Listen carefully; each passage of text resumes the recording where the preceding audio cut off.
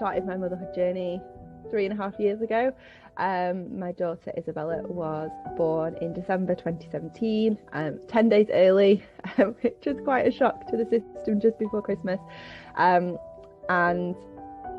it has been, I won't say quite a journey, I don't know if that's right terminology, but after she was born, I really struggled with that transition into motherhood. I found it really difficult to bond with her.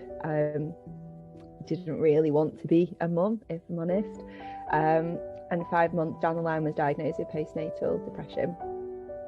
And that really gave me some answers as to how I'd been feeling, why I'd been feeling that way, and actually that nothing was wrong, like it was completely normal. And I think the turning point came when she turned about 8 months old, and that bond had started to develop, and I felt like mum. I felt like, you know, that the next kind of stage of that journey had started, where I felt more comfortable with being mum, and you know,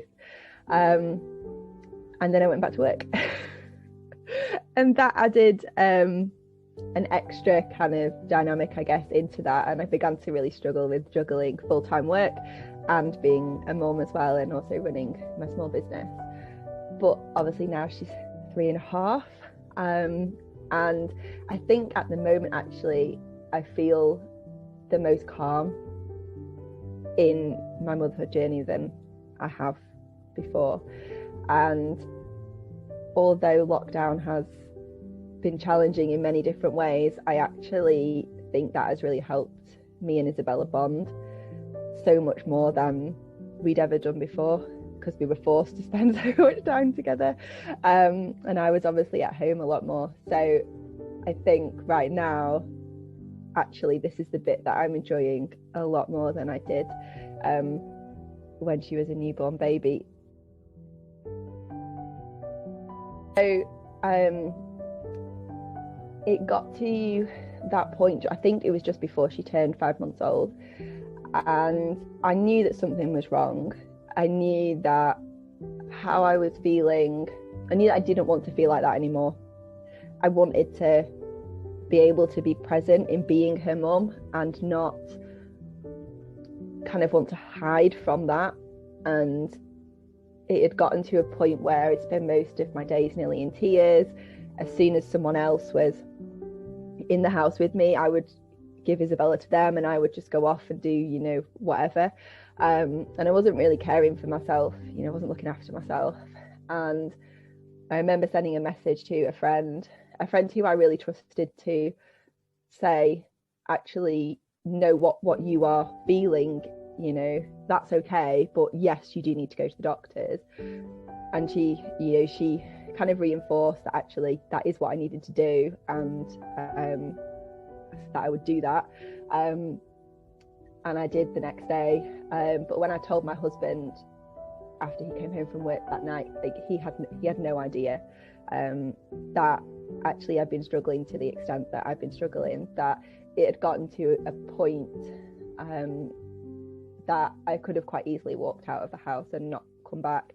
And not that I would have done any harm to myself, I just didn't want to be in that situation anymore, didn't want to be a parent, didn't want to be Isabella's mum.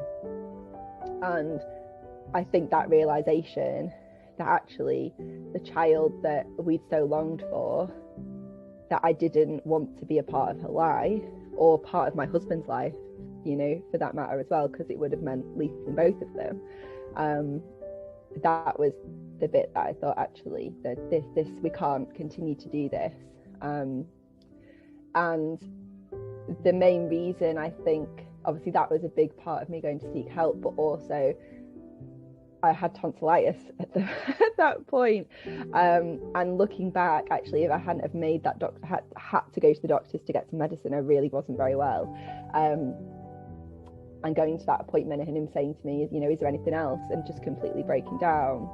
I think if I hadn't have had that reason to go, I possibly would have waited longer to go. So I'm very grateful that actually my body had obviously decided that no, you know, you're not well, you do need to get some support and help.